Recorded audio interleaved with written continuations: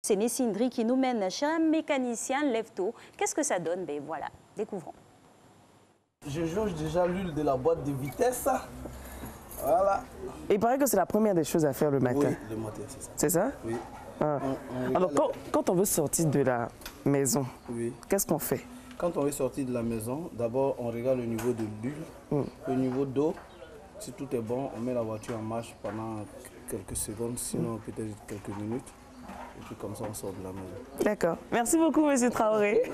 Alors, Alex, nous sommes aujourd'hui dans un garage. Et oui, je suis sûre que juste après l'émission, vous allez courir, emprunter vos véhicules ou prendre votre véhicule pour vaquer à vos occupations. Mais s'il y a un petit bobo, vous ne pourrez pas sortir de chez vous. C'est pour cela que nous sommes ici, au garage de Monsieur Traoré, parce que là, on se réveille très tôt. Tout à fait. Vu qu'il y a beaucoup de voitures à réparer avant de partir de chez vous. Voilà, donc ici, comment vous organisez, comment vous faites pour arriver aussi tôt pour pouvoir satisfaire vos clients? Oui, parce que quand on est beaucoup demandé, voilà, il faut se réveiller très tôt pour que les clients te prennent aussi au sérieux. Voilà, donc quand on arrive tôt, on réussit à évacuer plus de voitures. Voilà. D'accord. Et très souvent, quelles sont les pannes auxquelles vous êtes confrontés ici? Les pannes qui sont plus fréquentes, c'est les pannes de freinage. Parce qu'à Abidjan, avec l'embouteillage, on appuie très souvent sur le frein. Et donc, les organes d'usure qu'on appelle plaquettes de frein, les disques d'embrayage, donc ça, c'est les organes d'usure en véhicule. Et donc, ce sont les pannes très fréquentes. On a vu qu'il y avait des jeunes gens avec qui vous travaillez. C'est ça. Vous allez nous présenter votre équipe. Et ils sont là, ils sont tous là. Oui, ils font l'effort d'être là. On va les saluer? Oui, il n'y a pas de problème.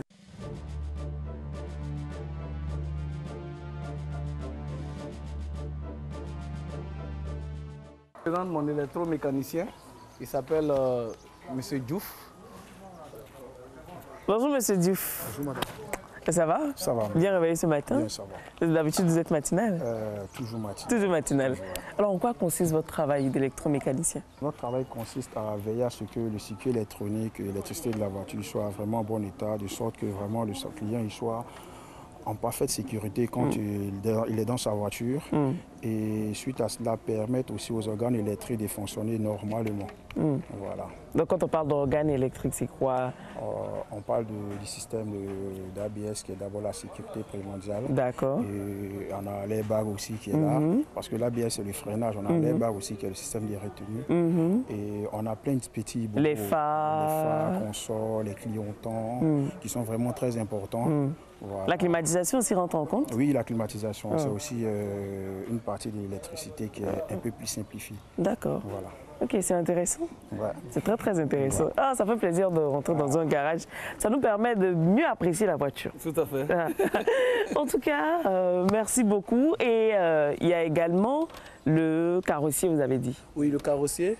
Et si possible, on va avancer vers la salle. Oui, avec beaucoup de plaisir. Oui.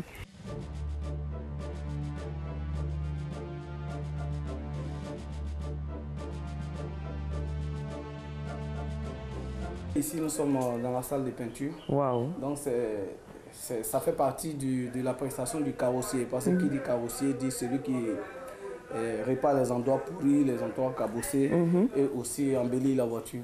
Vraiment, parce que là, elle a l'air toute neuve. Voilà. Donc, pour que la voiture soit à cet état, il faut qu'on l'installe dans une salle de peinture et qui est vraiment étanche, quoi. Voilà, parce que lors de la peinture, on ferme toutes ces salles-là. Et il y a un aspirateur qui évacue le brouillard qui fait la peinture pour ne pas que le brouillard retombe sur la peinture. Maintenant, quand ça va sortir de la salle ce matin, ils vont refaire les jantes et les pneus. Donc la voiture. On fait comment? Il y a un produit pour enlever tout ça ou bien on change carrément? On a un produit pour d'abord nettoyer et après avoir fini de nettoyer, il y a ce qu'on appelle la peinture. Donc on met la peinture sur les jantes pour qu'elles soient plus neuves. Voilà. D'accord. On voit qu'ici, vous travaillez de façon très professionnelle. Merci. Ah, mais on le remarque, hein, vous avez certainement remarqué qu'il y a des garages anarchiques qui poussent un peu partout. C'est vrai. Mais qu'est-ce que vous faites pour ça? Est-ce que cela ne nuit pas à vous, votre activité ici? Si, je dirais oui, parce que je suis garagiste comme ceux aussi qui se disent garagistes dans les coins anarchiques. Oui. Donc, je dirais que ça joue sur notre réputation. Mais je pense que quelqu'un qui a pris la peine de bien apprendre son boulot, quand même, ne va pas aller faire du désordre en ville. Parce que là, quand tu as une petite panne, tu es garé sur la route, tu as au moins 20 personnes qui viennent. C'est vraiment dommage. Ce qui fait qu'un garagiste aujourd'hui a un problème avec un client, il ne le prendra pas au sérieux parce qu'il fait allusion déjà au garage anarchique, donc c'est pas joli. Mais voilà, quelle que soit l'heure, regardez l'heure, il est quelle heure chez vous, quelle que soit l'heure, sortez, vaquez à vos occupations, empruntez vos véhicules. S'il y a un petit boubou, vous le savez, il y a des professionnels qui sont là, qui se lèvent aussi tôt que vous. On souhaite prompt rétablissement à Cissé Ibrahim, qui a un tout petit bobo de santé. C'était l'équipe du Passe-Partout avec Guillaume Zéré à la caméra et Nessindri. À bientôt.